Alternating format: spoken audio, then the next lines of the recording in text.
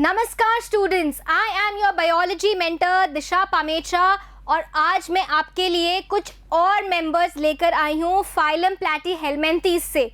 पिछले वीडियो में हमने पढ़ा था किसके बारे में, फैसियोला के बारे में, लिवर फ्लूक के बारे में, स्किस्टोसोमा के बारे में, टीनिया सोलियम के बारे में और प्लेनेरिया के बारे में। ठीक है, हमने इनके साथ इनकी लार्वल स्टेजेस और इनकी लाइफ साइकिल और इनकी द्वारा कॉज करी गई बीमारियों के बारे में भी पढ़ा था। ऐसे ही आज हम फिर से कुछ एक मेंबर्स पढ़ने वाले हैं, तो चलिए आइए शुरू करते हैं। आज का जो हमारा पहला मेंबर है वो है टीनिया सैजिनेटा। ठीक है, हमने पहले क्या पढ़ा था, टीनिया सोलियम। ठीक है, ये है सैजिनेटा। टीनिया सोलियम हमें कहाँ मिलता था, पोर्क मीट में, इसलिए उसका नाम क्या था, द पोर्क टेपवर्म। ये हमें मिलता है बीफ टेपवर्म, तो मतलब ये कहाँ मिलेगा, बीफ में मिलेगा, काउज में मिलेगा, बफेलोज में मिलेगा, गाय और भैंसों में मिलेगा। तो जो लोग गाय और भैंसों का मीट कंज्यूम करते हैं, खाते हैं, उनमें ये वाला टेपवर्म का इन्फेक्शन हमें मिल सकता है। आइए देखिए, it lives in human intestine of beef eating person. तो ये वाला जो बीफ टेपवर्म है ये भी इंटेस्टाइन में रहता है, पर किसकी, जो इंसान बीफ खाता है। इसका इंटरमीडिएट होस्ट क्या है, कैटल और बफेलोज, गाय और भैंसे इसका इंटरमीडिएट होस्ट हैं। ये लॉन्गर होते हैं टीनिया सोलियम से। क्या होते हैं, टीनिया सोलियम से लॉन्गर होते हैं। ठीक है, अगर हम टीनिया सोलियम राइट और टीनिया सैजिनेटा को कंपेयर करें लेंथ में, तो किसकी लेंथ बड़ी होगी, टीनिया सैजिनेटा की लेंथ बड़ी होगी राइट। और इसकी बॉडी को भी डिवाइड करा जा सकता है स्कॉलेक्स, नेक एंड स्ट्रोबिला में। ठीक है, very good. The scolex bears 4 adhesive suckers.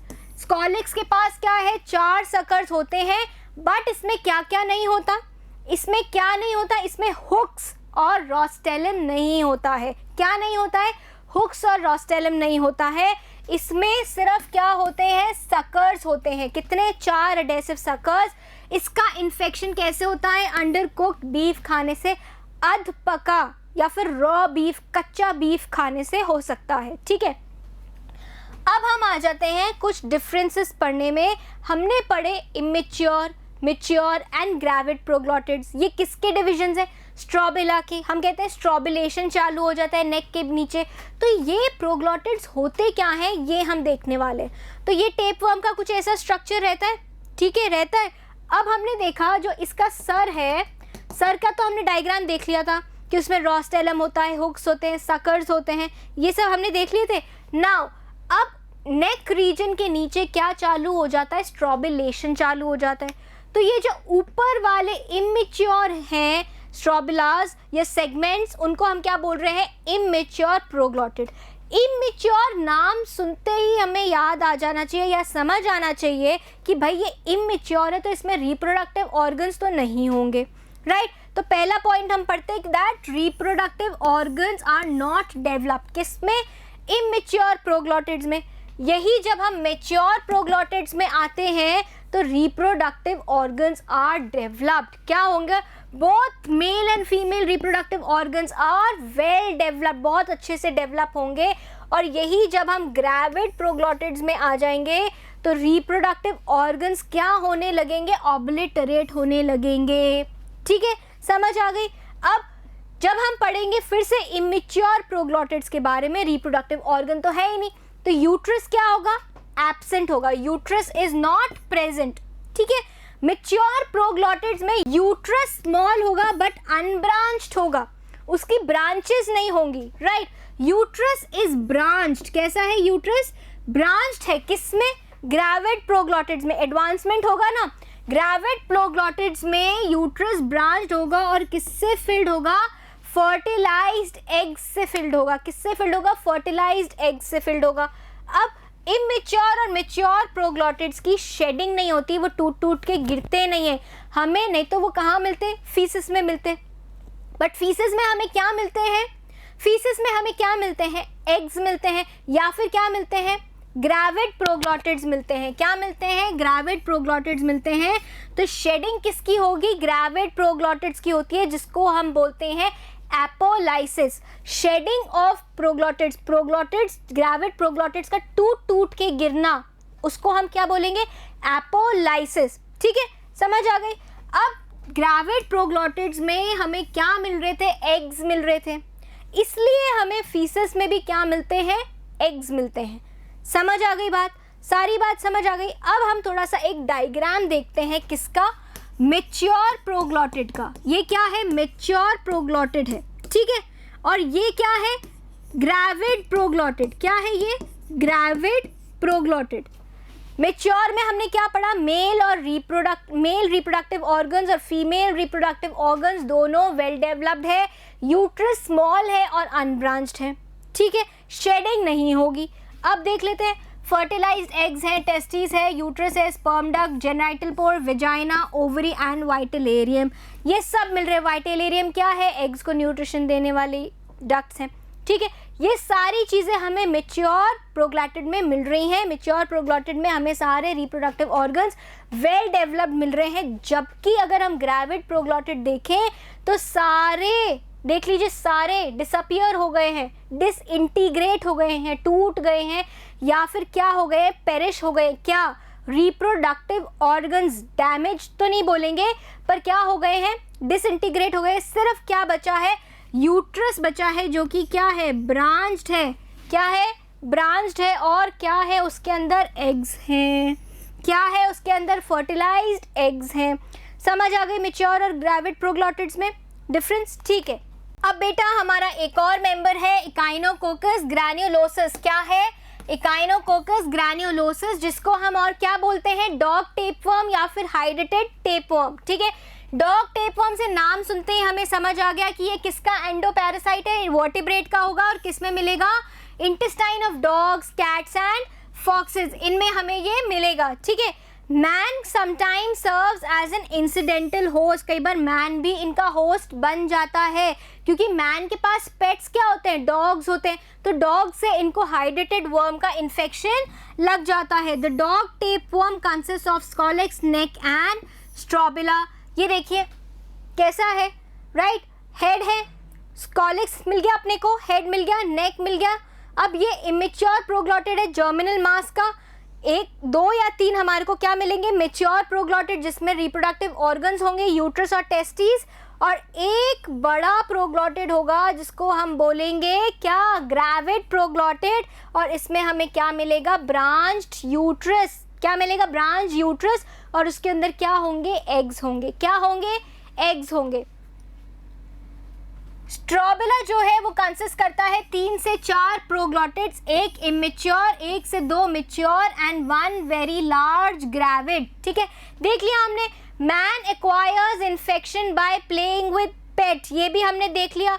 Hydrated worm causes hydrated disease, hydrated disease हो जाती है। And presence of cysts of this worm in the brain and kidney can be fatal, जानलेवा हो सकता है। अगर ब्रेन और किडनी में क्या हमें मिल गए? क्या हमें मिल गए? सिस्ट्स मिल गए। किसके? हाइड्रेटेड वर्म्स के, ठीक है, ओके। अब कुछ ऐसे फीचर्स देख लेते हैं जो कि पैरासिटिक प्लैटीहेलमिन्थेस मेंबर्स में हमें मिलते हैं, राइट। अभी हमने ये नहीं सोचा कि अगर हमारा वो पैरासाइट प्लैटीहेलमिन्थेस हमारे अंदर गट में रह रहा है, तो वो एसिडिक जूसेस में नहा रहा होगा। उसके ऊपर एसिडिक जूसेस का मतलब कोई असर नहीं हो रहा, तभी वो जिंदा रह रहा है। तो ये कैसे हुआ? ये इसलिए हुआ क्योंकि उनके पास क्या है? एक थिक टेग्यूमेंट है, बॉडी कवरिंग है, राइट, जिसकी वजह से वो रेजिस्टेंट होता है to host digestive enzymes and antitoxins, ठीक है। दूसरा, एडिसिव ऑर्गन्स जैसे कि suckers and hooks and suckers in tapeworms for a firm grip on the host body. ये जो सकर्स और हुक्स होते हैं, ये किस लिए होते हैं? अटैचमेंट के लिए होते हैं, फर्म ग्रिप के लिए होते हैं, ताकि वो ऑर्गेनिज्म अपने होस्ट से डिटैच ना हो जाए, ठीक है। दूसरा, लॉस ऑफ लोकोमोटरी ऑर्गन्स। क्या? Loss of locomotory organs. कोई लोकोमोशन के ऑर्गन्स नहीं है। सीलिया हमने कहाँ देखा था? उसमें देखा था, प्लेनेरिया में, ठीक है। उसके बाद हमने कहीं भी कोई लोकोमोटरी ऑर्गन नहीं पढ़ा है, right. Digestive organs are absent digestive organs किस में एब्सेंट थे, ट्रैक्ट किस में एब्सेंट थी, टेपवर्म में, क्योंकि digested and semi digested food of the host is directly absorb through the body surface. ये हमने पढ़ लिया कि टेपवर्म में डाइजेस्टिव ट्रैक्ट होती ही नहीं थी, वो अपनी बॉडी की सरफेस से ही सारा खाना या न्यूट्रिशन एब्जॉर्ब कर लेता था। कहाँ से, अपने होस्ट की इंटेस्टाइन से, ठीक है। There is total absence of sense organs. Sensory organs हमने कहीं पढ़े ही नहीं अभी तक। क्या नहीं पढ़े, प्लैटीहेल्मिन्थीज में सेंस ऑर्गन्स नहीं पढ़े हैं। सो सेंस ऑर्गन्स आर एब्सेंट, ठीक है। Reproductive system is best developed in parasitic flatworms. Parasitic flatworms में अभी तक जितनी हमने स्टडी करी उनके मेंबर्स के बारे में, हमने testis, ovary, Vasa deference, right, and ओस टाइप सारे हमने इसमें क्या देख लिए, हमने सारे रिप्रोडक्टिव ऑर्गन्स देख लिए। मतलब रिप्रोडक्टिव सिस्टम इनका क्या है, कैसा है, वेल डेवलप्ड है, ठीक है। दे आर मोस्टली हर्माफ्रोडाइट हैं। इनमें और क्या एक नई चीज़ हमने देखी थी कि ये क्या करते हैं, कॉप्यूलेशन करते हैं, और कॉप्यूलेशन करने के लिए इनके पास क्या होते हैं, कॉप्यूलेटरी ऑर्गन्स होते हैं, जो अभी तक हमें किसी भी फाइलम में नहीं मिले हैं, ठीक है। दे आर मोस्टली हर्माफ्रोडाइट और पैरासिटिक फ्लैट वर्म जैसे कि टेपवर्म है, उसमें सेल्फ फर्टिलाइजेशन भी होता है, इसलिए वो बहुत ज़्यादा एग्स प्रोड्यूस करता है। अब आप खुद ही सोचो, अगर बाहर हो रहा है, एक्सटर्नल फर्टिलाइजेशन हो रहा है, तो क्या हमारे को इतना सारा एग मिलेगा? प्रोबेबिलिटी बहुत कम हो जाएगी ना, प्रोबेबिलिटी बहुत कम हो जाएगी। किसकी? फ्यूजन की, कि हर स्पर्म आके हर ओवा से मिल रहा है या नहीं मिलेगा, ठीक है। तो ऐसा जब इंटरनल फर्टिलाइजेशन होता है टेपवर्म्स में, जब वो क्रॉस फर्टिलाइजेशन होता है, तो उसमें प्रोबेबिलिटी कम रहती है कि हर स्पर्म क्या बनाएगा या क्या यूनियन करेगा एग के साथ में, वहाँ पे एग की फॉर्मेशन कम हो जाती है। बट जब सेल्फ फर्टिलाइजेशन होता है तो large number of fertilised eggs are formed, ठीक है, क्योंकि उनको भटकने की ज़रूरत ही नहीं है, एक ही ऑर्गेनिज्म में उनको स्पर्म भी मिल रहा है और एग भी मिल रहा है, फर्टिलाइजेशन बहुत आसानी से हो जाता है, right, okay.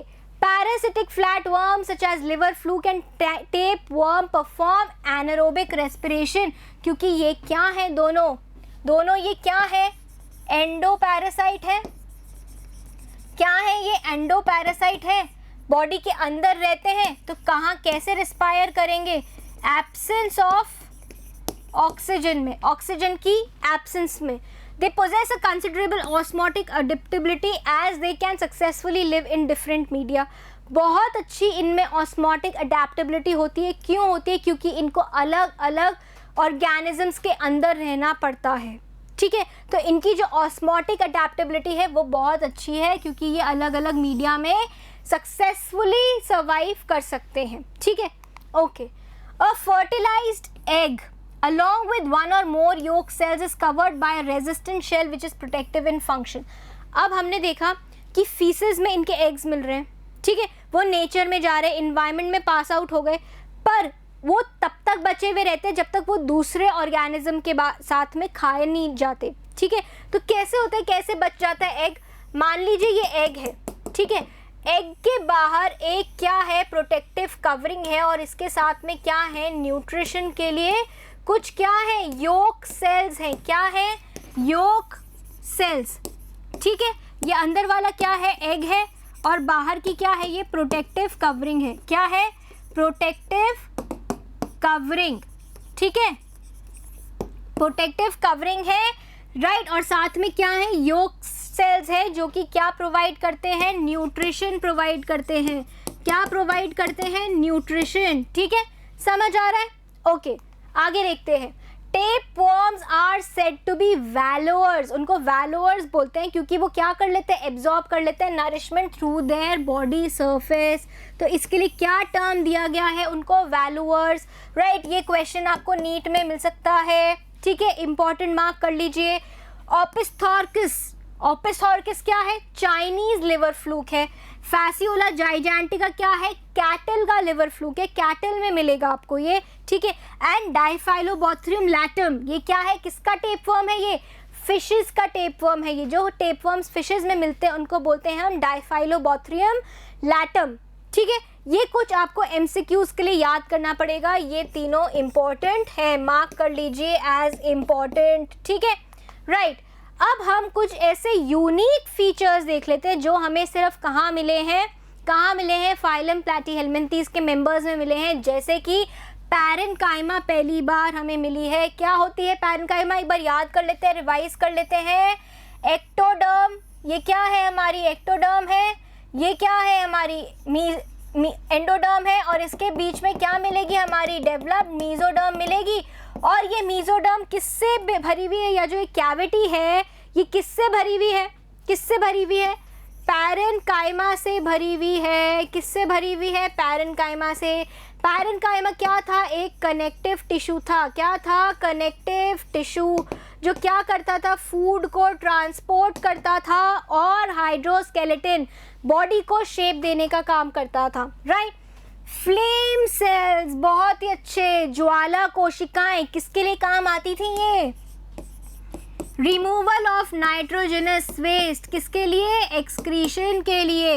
Ladder like nervous system, हमने देखा था ना, ये ऐसे दो लॉन्गिट्यूडनल क्या थी, नर्व कॉर्ड्स थी, और इनके बीच में क्या थे, ट्रांसवर्स कमीशर्स। क्या थे, ट्रांसवर्स कमीशर्स थे, जो दोनों नर्व कॉर्ड्स को कनेक्ट करती थी, राइट। सेल्फ फर्टिलाइजेशन किस में होता है, टेपवर्म में होता है। लैडर लाइक नर्वस सिस्टम, समझ आ गई, ये चारों पॉइंट्स आपको यूनिक फीचर समझ आ गए, ठीक है। नेक्स्ट, एडवांसमेंट ओवर टीनोफोर्स, क्या फीचर्स ऐसे हैं जो टीनोफोर्स से एडवांस बनाते हैं किसको, प्लैटीहेल्मिन्थीज को।